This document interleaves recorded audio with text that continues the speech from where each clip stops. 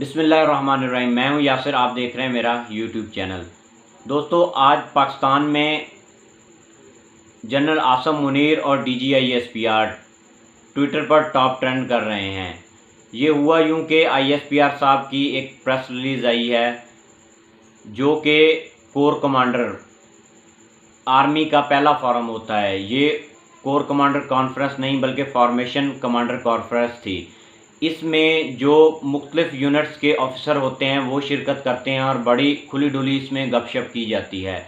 तो उसमें उस प्रेस कॉन्फ्रेंस का जो अहवाल है वो मैं आपको बता देता हूँ। उस प्रेस कॉन्फ्रेंस में शहदा को ज़बरदस्त खराज तहसीन पेश किया गया है और अवाम और मुसल्लह अफवाज में एक गहरे ताल्लुक़ का बताया गया है। और उसमें कहा गया है कि जो अवाम और मुसल्लह अफवाज है ये कौमी सलामती की मरकज़ी हैसियत रखते हैं। 9 मई को स्याह दिन करार दिया गया है।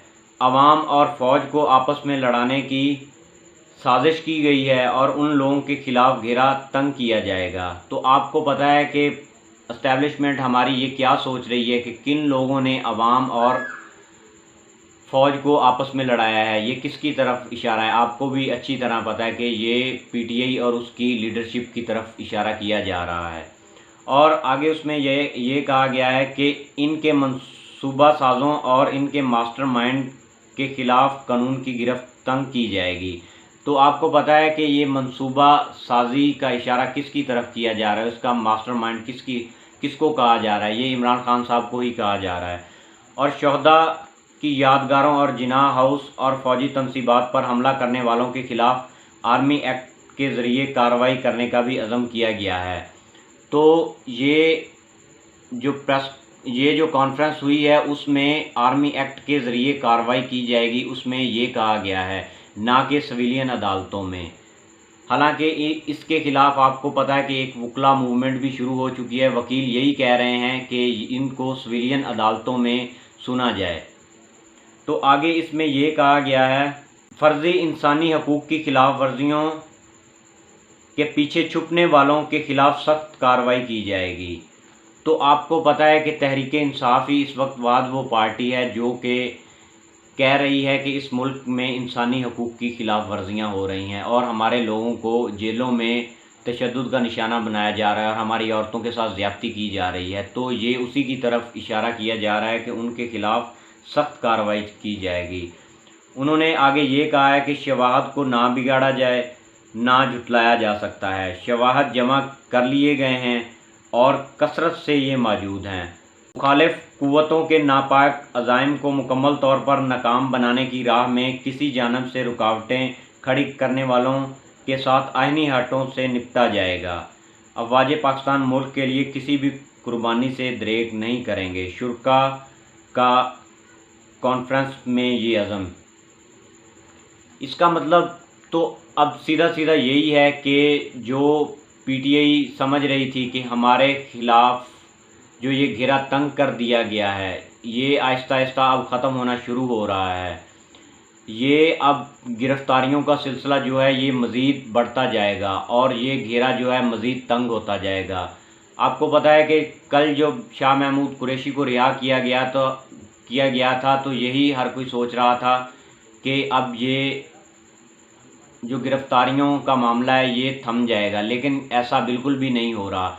ये अब मज़ीद बढ़ेगा। इस पर कुछ सहाफ़ियों ने रद्द-ए-अमल भी दिया है। उन्होंने यही कहा है कि अब ये इमरान खान साहब की गिरफ़्तारी करेंगे। महर बुखारी जो कि पाकिस्तान के एक मशहूर एंकर भी हैं, उन्होंने ये कहा है कि क्या हमारा मुल्क इस बात का मुतहम्मिल हो सकता है कि जो PTI के लोग हैं उसकी सीनियर लीडरशिप है उसको आर्मी एक्ट के ज़रिए सज़ाएँ दिलवाई जाएँ। तो क्या मुल्क को इसका मज़ीद नुकसान नहीं होगा, क्योंकि हमारी जो मईशत है वो पहले ही बैठ चुकी है और इस मुल्क की इकानमी का भट्ठा बैठ चुका है। अगर इसमें किसी को भी ज़रा बराबर शक था तो वो अपना शक अपने जहन से निकाल दे, क्योंकि अब जो फ़ैसला कर लिया गया है उस पर अमल दरामद करवाया जाएगा। और ये सीधा सीधा हर किसी को पैगाम दिया गया है कि हम ये काम करने लगे हैं, आप इसमें बिल्कुल भी मत आएँ।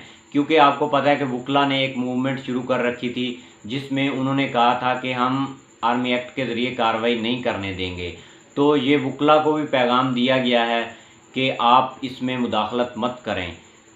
तो आपको पता है कि पाकिस्तान में पहले ही इंसानी हकूक़ की खिलाफ वर्जियाँ बहुत हो रही हैं। जो आर्मी एक्ट की अदालतें होती हैं उसमें लोगों को अपील का हक़ नहीं होता, सीधा सीधा उसमें सज़ाएं मिलती हैं, तो जिसकी वजह से लोगों को बहुत मुश्किलात का सामना करना पड़ेगा। पहले ही लोग, आपको पता है कि कितना इस निज़ाम से तंग हैं, तो फिर जब लोगों को सज़ाएं दिलवाई जाएंगी और लोगों को इस मुश्किलात में डाला जाएगा तो फिर मुल्क में फिर दोबारा वही इंस्टेबिलिटी का मुल्क शिकार हो जाएगा। तो इससे बचा जाए और उन लोगों को सिविलियन अदालतों में ही पेश करना एक अच्छा अमल होगा। इस वक्त हमारे मुल्क की जो इकानमी है वो बिल्कुल ही बैठ चुकी है, तो इसको मद्देनज़र रखते हुए हमें चाहिए कि हम होश के नाखून लें। अब भी वक्त है कि हम इस मुल्क को सुधार सकते हैं। अगर आज अच्छे फ़ैसले ना किए गए तो इसका हमें कल को नुकसान होगा। इस प्रेस रिलीज़ से ये वाज़ेह होता है कि आर्मी ये चाहती है कि उन लोगों को सज़ाएं दी जाएं जो कि 9 मई के हमले में शामिल थे। उनको सज़ाएं ज़रूर मिलनी चाहिए, लेकिन जो लोग मुलव्वस थे उनको ही सिर्फ सज़ाएं देनी चाहिए, ना कि उन 10,000 लोगों को जो कि जेलों में बंद हैं। उनमें से बहुत सारे ऐसे लोग हैं जो मासूम हैं, जिनका कोई कसूर नहीं है, वो सिर्फ़ अपना एहतजाज रिकॉर्ड कराने आए थे और वो अब जाकर फंस गए हैं। तो उन लोगों को सज़ाएं दी जाएं जो इस जुर्म में मुलव्वस थे, क्योंकि आर्मी तनसीबात पर हमला करना कोई अच्छी बात नहीं है। ये हमारे मुल्क का ही नुकसान होता है।